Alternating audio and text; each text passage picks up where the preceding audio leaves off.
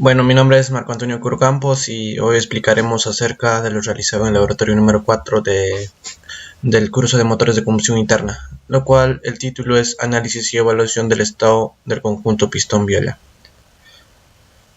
Los objetivos son analizar y evaluar y comprobar el estado de los componentes internos del motor con instrumentos y herramientas de taller. Analizar, evaluar, medir los elementos del conjunto pistón-biela comparándola con las especificaciones técnicas del manual de servicio. Planificar las actividades a través de un diagrama de Gantt. Preparar un informe de estado actual para la toma de decisiones para un mantenimiento futuro. El procedimiento para la actividad es: antes de poder desmontar nuestro motor, nosotros tenemos que rellenar lo que es el ATS, donde en el ATS nosotros escribimos los integrantes del grupo. Además de ello, nos ayuda a identificar los peligros, el riesgo y el control que podemos tomar. Seguidamente, después de haber rellenado el ATS, nosotros pasamos lo que es al desmontaje de la culata. Como vemos aquí, ya podemos sacar la culata. Luego, después del desmontaje de la culata, viene seguidamente el desmontaje del monocoque. Seguidamente también viene el desmontaje del cárter. Como vemos aquí, esta parte del cárter también sacamos. Prosiguiendo es aflojar las tapas de la biela, luego extraer los pistones, pero antes de ello es necesario marcarlos la posición de cómo se encontraban al inicio. Es necesario también utilizar un corrector para poder marcarlo. Como siguiente paso es sacar los anillos y el pasador al pistón. Luego es necesario ponerlos en orden. No olvidarnos que cada anillo o cada pasador hay que ponerlo en orden a cada pistón que pertenece o a cada biela. Como podemos ver, aquí hay una imagen de una pinza para sacar lo que son los anillos. En las mediciones, la primera medición que hicimos fue la medición del diámetro del extremo grande de la biela, lado A, como podemos aquí observar en la figura. Quite los cojinotes de las bielas y guárdalos para su reutilización. Posicione correctamente las tapas en la biela correspondiente y aplique el par de apriete apropiado. Mida el extremo grande de la biela en los dos sitios a 30 grados de la línea de partida. Antes de realizar esta medición es necesario pasar con un torquímetro. A una fuerza que el manual mismo nos dice. Estos son los datos que nosotros obtuvimos cuando hicimos las lecturas. En cada biela nosotros hicimos 2 lecturas. La diferencia, como podemos ver, la primera nada más tiene una diferencia un poco mayor que las otras. Y las demás no hay mucho problema, por lo cual nosotros podemos decir que nuestra biela no sufre tanta ovalicidad o desgaste. A continuación realizamos la medición del diámetro del extremo pequeño de la biela, que nos dice: mide el extremo pequeño de la biela, la parte D. Como vemos aquí, esta es la parte D. En dos sitios a 30 grados de la línea de partida y registre las medidas en la tabla de abajo. No retire la bocina para realizar las mediciones. En este caso las bocinas lo dejamos en su misma posición. Aquí están las bocinas. Estas son las herramientas que utilizamos para realizar la medición, o estas son las maneras para realizar la medición. Aquí tenemos el micrómetro. Estos son los datos que obtuvimos, por lo cual la diferencia, según las especificaciones, nos dice que no debe ser mayor a 0.05 milímetros. Como vemos, nuestros datos son menores a ese valor que nos dice en el manual, por lo cual podemos decir que nuestras bielas se encuentran en un buen estado. Y a continuación le paso a mi compañero. Gracias. Bueno, ahora vamos a realizar la medición del diámetro del pistón. Para ello vamos a apoyarnos de la herramienta que en este caso es el micrómetro de 75 a 100 milímetros. Ya bueno, las medidas las vamos a tomar en dos distintas posiciones para así ver la diferencia. La primera será considerada como una posición A y la otra una posición B, y aquí vamos a seguir las indicaciones también del manual y las especificaciones que nos dan. Bueno, aquí podemos observar la tabla de datos ya con todas las mediciones obtenidas de cada uno de los pistones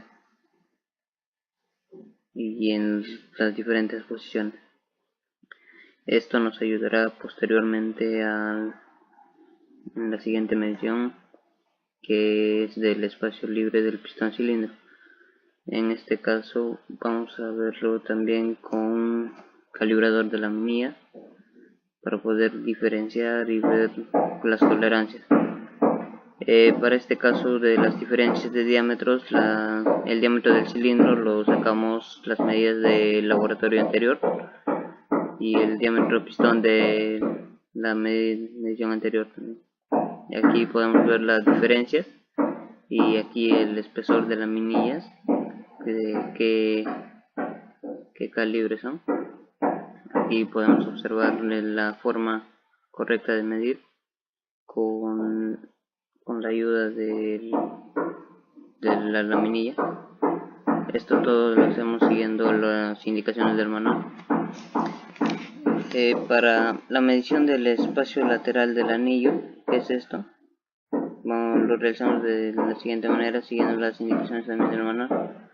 Y en el manual nos dice que debe de tener la laminilla no debe ser superior a 0.20 milímetros.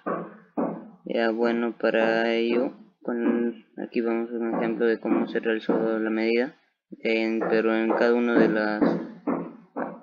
en el primer anillo y el segundo anillo de cada uno de los pistones, y vemos que todos cumplen con los estándares requeridos. Ahora la medición de separación de extremos del anillo o la luz de anillo.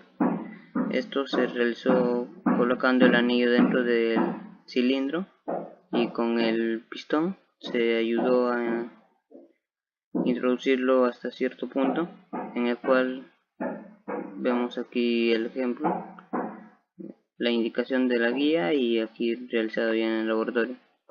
Y aquí vemos las siguientes especificaciones, también la toma de datos de lo que debe tener cada anillo y en cada pistón.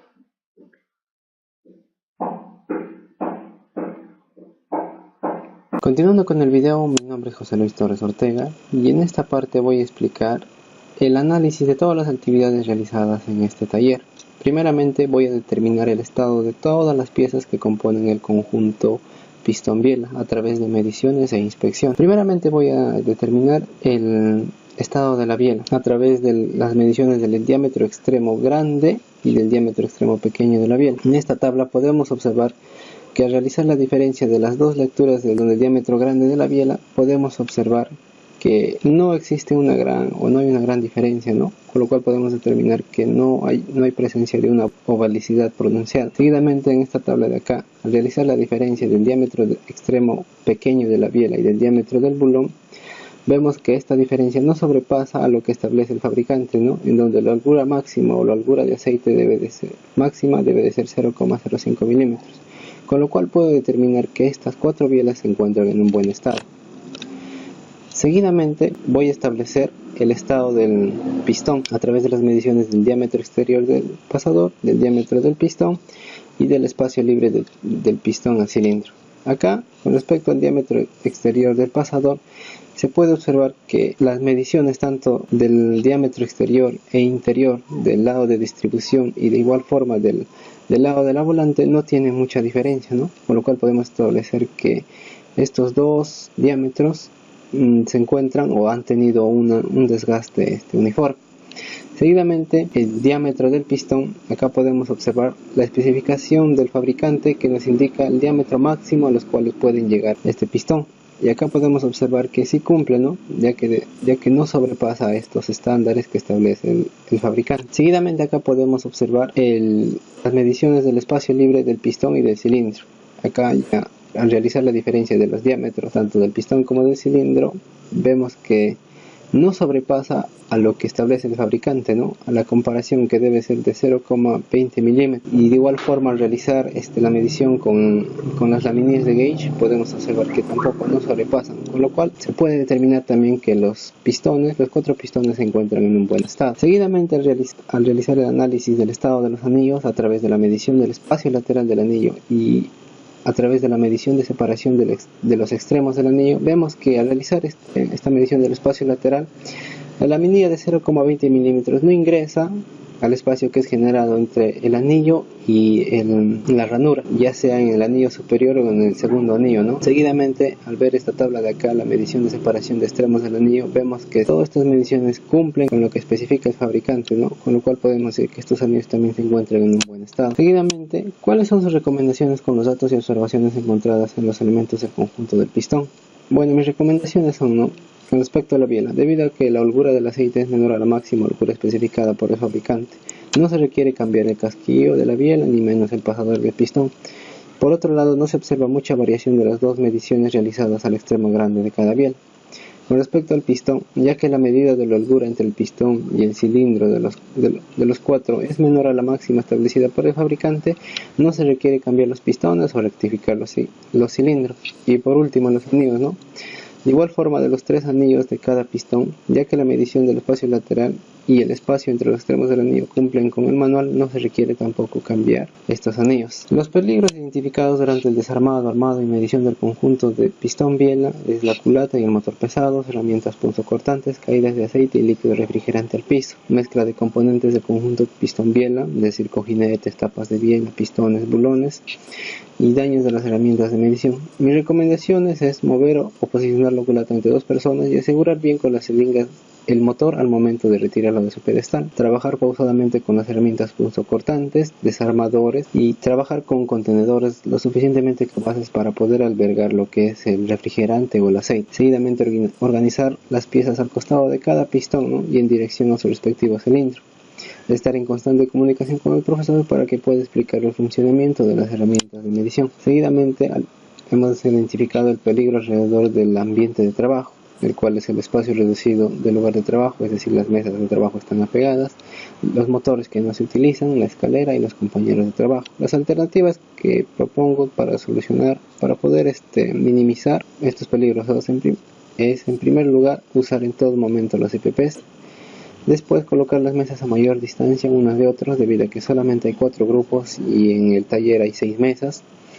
Colocar la escalera de manera tendida para disminuir los riesgos de aplastamiento y estar en constante comunicación con el profesor, ¿no?, para que él pueda dirigir los diferentes pasos que se tienen que seguir.